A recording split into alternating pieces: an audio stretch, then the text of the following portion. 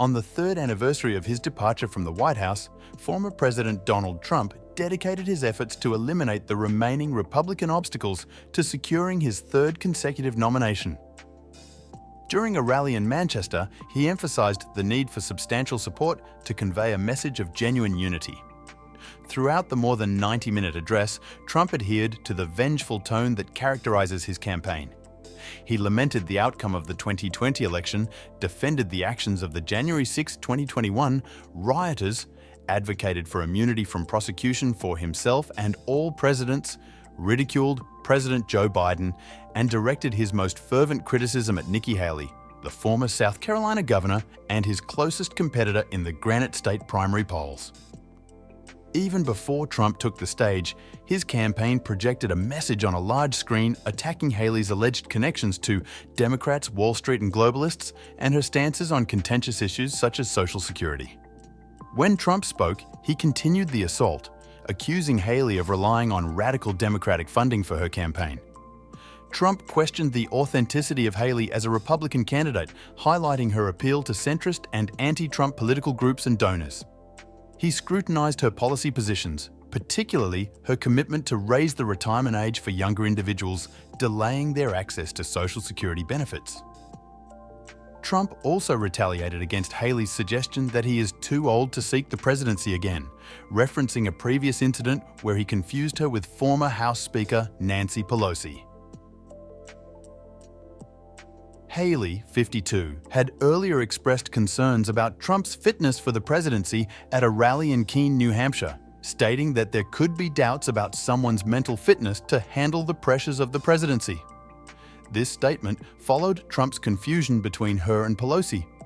At the rally, Trump responded by asserting that he recently underwent a cognitive test, which he confidently claimed to have answered. He assured the audience that he would inform them if there were any decline in his cognitive abilities. Following a third-place finish in Iowa, trailing behind Florida Gov. Ron DeSantis, Nikki Haley's campaign faces a critical juncture in New Hampshire.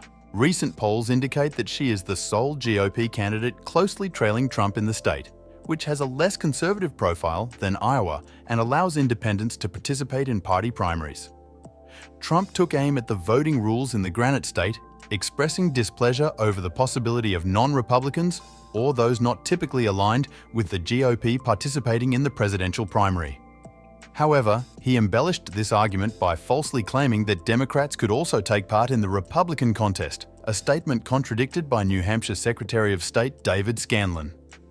Looking ahead to the next pivotal battleground, South Carolina, Trump acknowledged Haley's home state status, where she served 2 terms as governor. Despite Haley's ties to the state, Trump leads in the polls and enjoys support from influential GOP figures, some of whom attended the New Hampshire rally. "We could be in our home state, but we chose to come up to New Hampshire for a reason," remarked Representative Russell Fry.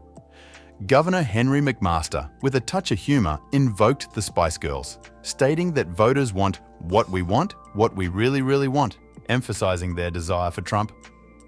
"We'll be there in 3 weeks, so you know what I'm doing," Trump stated about his guests, humorously noting, "I'm making an effort to build rapport." Once again, Trump's personal preferences took center stage. He reiterated his belief that all US presidents, starting with himself, should be granted immunity from prosecution. This argument arises as Trump awaits a decision from a federal appeals court on his attempts to challenge the 2020 election results. Despite skepticism from the court, Trump continues to assert that presidents should be shielded from legal consequences for their actions.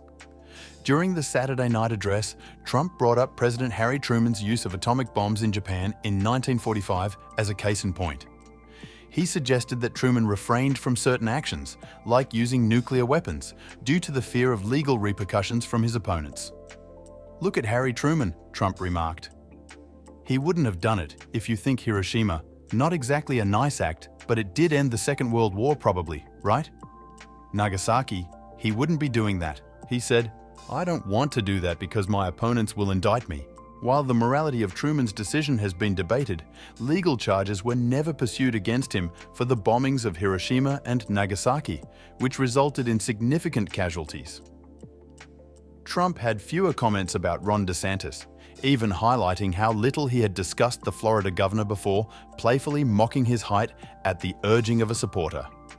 However, Trump expressed admiration for Hungary's right-wing Prime Minister Viktor Orban, praising the concept of having a strong leader running a country, and relishing the positive remarks Orban has made about him. In his ongoing efforts to secure immunity from prosecution for US presidents, Trump drew parallels with historical decisions, citing President Harry Truman's cautious approach during World War II.